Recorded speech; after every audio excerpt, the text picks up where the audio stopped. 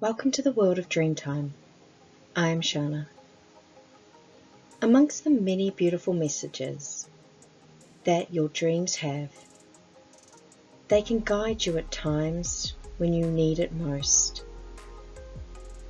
I wanted to share with you a dream that I had that led me on a journey. Maybe this experience I had will inspire you to start, continue, or return to deciphering your dreams.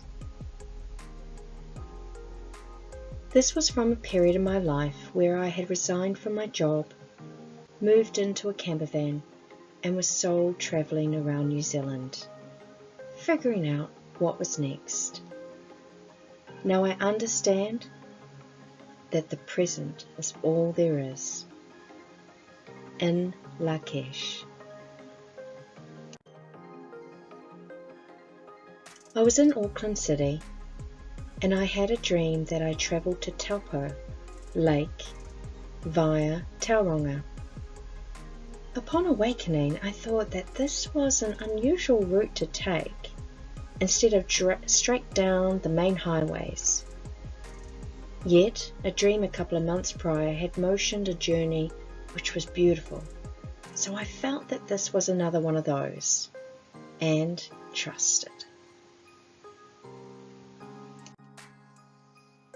A few days later, spending time with friends before hitting the road again, they asked where I was off to next. I'm going to Taupo. And my friend suggests, you should go up Mount Tauhara while you're there.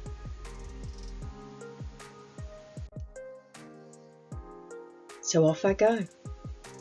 I stop off at the Tauhara waterfalls for a cleanse, then at Mum and Dad's for a night. The next morning I meet with a friend for coffee, and then I rest for 4 days in the hills between Tauranga and Rotorua. Here there was no internet or service. I practiced movement meditation by the lake and went for a good walk every day. I finished a project that I'd been working on for years, and I came away feeling satisfied and refreshed. Last stop, Taupo. When I arrived, I could see the mountain that I was going to be walking up from where I was parked up. And I thought I'd better check the directions on how to drive there and how long the walk was going to be. On the internet search engine, it showed that Mount Tauhara, translated from Māori, is alone. And I thought to myself, well, isn't that ironic? The walk started along the farmlands. Upon entering the forest, it was dull with leaves scattered on the ground. Then the mountain changed. Light started streaming through the trees and the fauna. The sound of the running water and birds filled the air. At the top of the mountain was a 360 view of the surrounding lands, Lake Taupo, and the neighbouring mountains. I sat there for a few hours talking with the mountain about my experiences, feeling, and thoughts of being alone.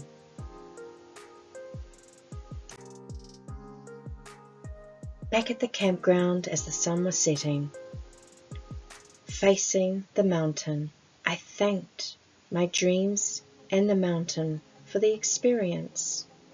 And there was this loud firecracker noise. I looked below me and there was a crack in the asphalt between my feet. Yes, this is common in these areas with movement in the ground. This one, at this time, was for me.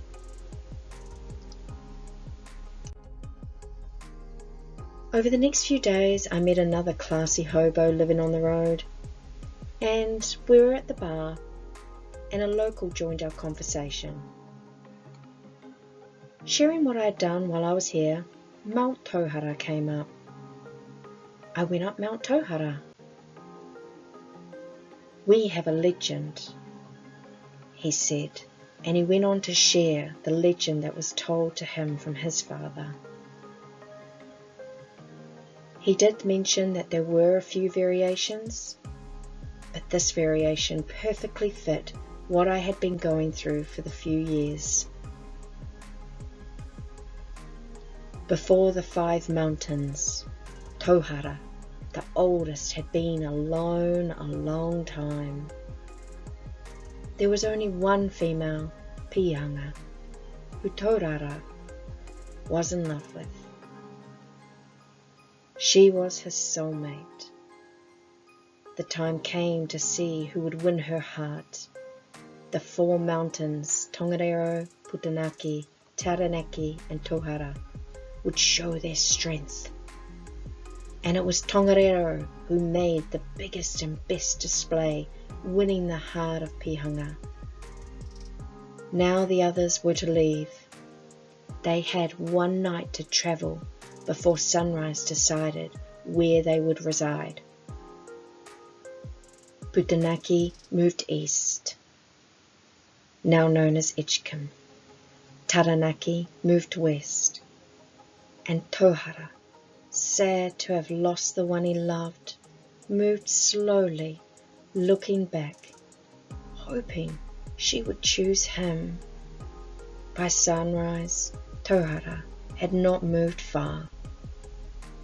Cursed to see his soulmate every day with someone else, and once again he was alone. This story resonated with me, something that I had been going through, and I felt in my heart that I no longer wanted to be like the mountain. So I whispered words of empathy and wisdom to the mountain about changing that part of me. May your dreams guide you when you need it. In Lak'ech.